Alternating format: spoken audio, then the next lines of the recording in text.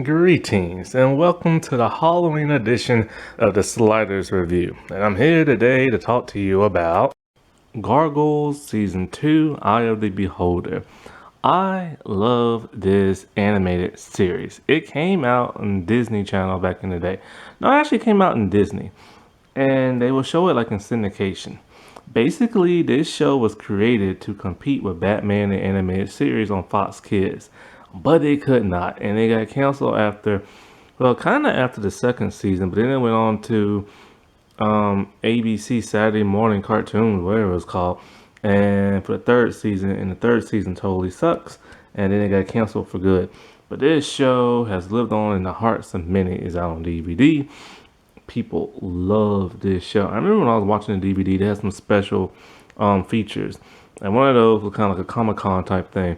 And the stars of the show talked to the fans, and I was very shocked by what I heard. Like, there was this one girl talking about how like the Gargoyles were outsiders, and she felt like an outsider growing up, and watching this show helped her feel like she was part of something. And I'm just like, wow, like it's actually the same thing about Power Rangers too. It's like, when I watch these shows or any show, I just watch the show just for entertainment value. I never relate my life to like shows, but a lot of people apparently do.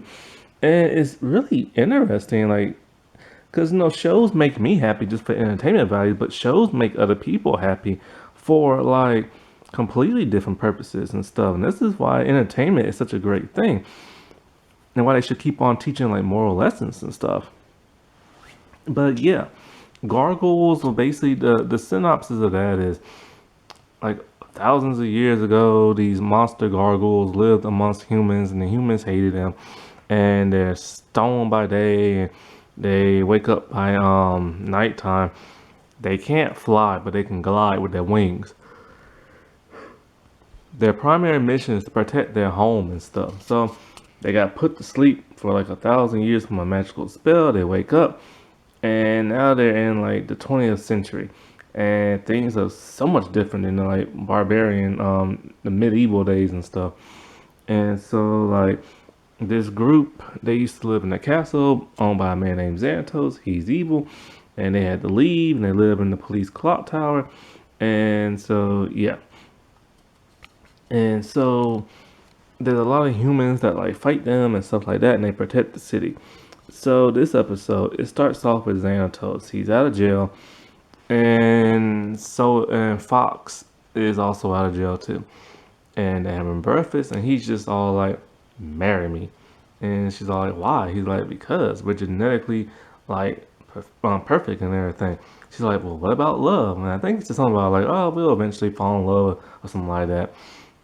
Xanatos is one of those people who is like a million steps like ahead. Now, I will say this about this episode.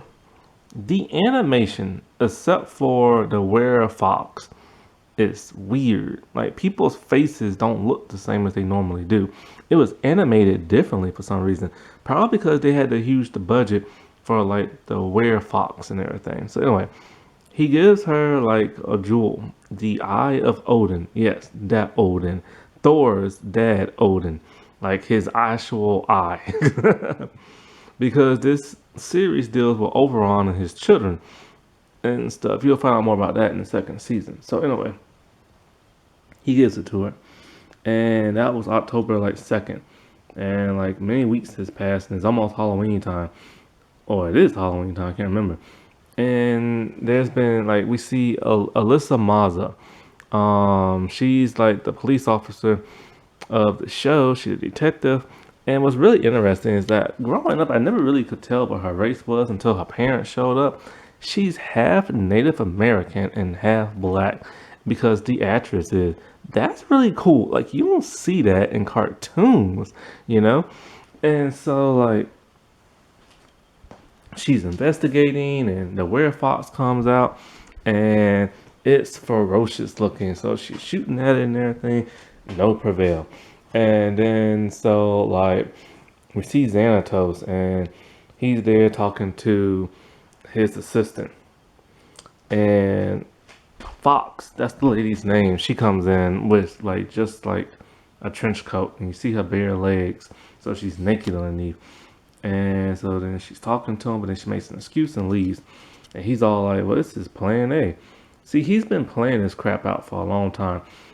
Basically, the story is like this: the Eye of Odin has immense power and instinct knowledge, but he's afraid to put it on, so he wants to test it out. He tests it out on his girlfriend. He had no idea it will turn people into like other things. Now it doesn't always turn people into monsters. Sometimes it gives them like it makes them bigger and gives them like suit of armor and stuff like that. And it turned her into what she loves the most, a fox. So she's this giant werefox. So Alyssa tells Goliath and the trio, they're out doing like trick or treating type stuff because they get to walk out in broad daylight 'cause they normally can't because humans fear them and stuff. But Hudson, he's not in this episode, or Bronze, or Demona. And so like Goliath and Alyssa, they go looking for the thing. And basically it's just a huge battle over and over. It's Goliath fighting Fox. He has no idea it's her. And so it's just this huge like battle left and right. And then next thing you know, Xanatos at some point starts to fight Fox, and he's trying to tranquilize. It doesn't work.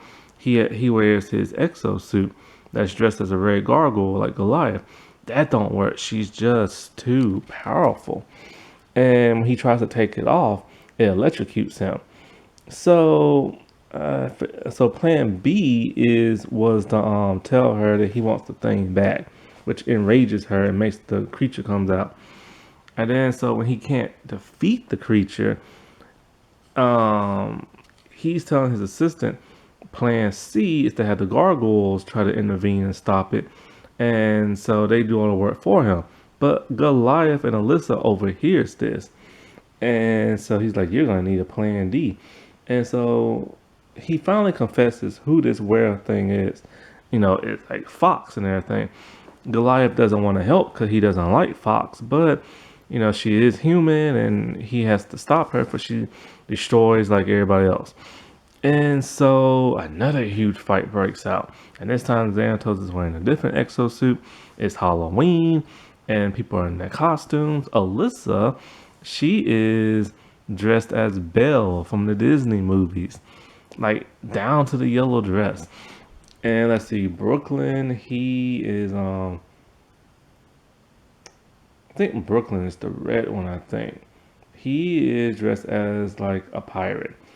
Lexington, he is a pilot ace. And Broadway, he is a detective. And so, like, the trio is about to help Goliath, but he's all like, no, y'all stand back, I got this. He fights Fox some more. And then he's on a rooftop and he just slams her into like these giant lights, these letter lights. And then so as he's doing that, she's getting electrocuted. Xanatos rips the necklace off, and she transformed back into human. I was surprised that Disney allowed them to have her naked. You don't see nothing, but she's just laying on the ground. But you see her full body, but you don't see like her stuff. I was surprised, man. And so Alyssa takes off her part of her dress and drape it over her. And when Alyssa does that, she's wearing these high stockings. Like they got away with this on a Disney cartoon. Never would happen today. And so we see Xanatos, he's carrying Fox because he loves her and everything. And Goliath, he's demanding to have the Eye of Odin because he doesn't want Xanatos to have it. And he obliges and stuff. And so basically it ends like that. It's a really, like, my God, the transformation sequence from human to werefox is amazing. The animation on her looks great when she's the fox, a werefox and everything. Like, they really went all out on that. Now, wasn't that spooky? Alright, well, I shall talk to y'all later. Bye.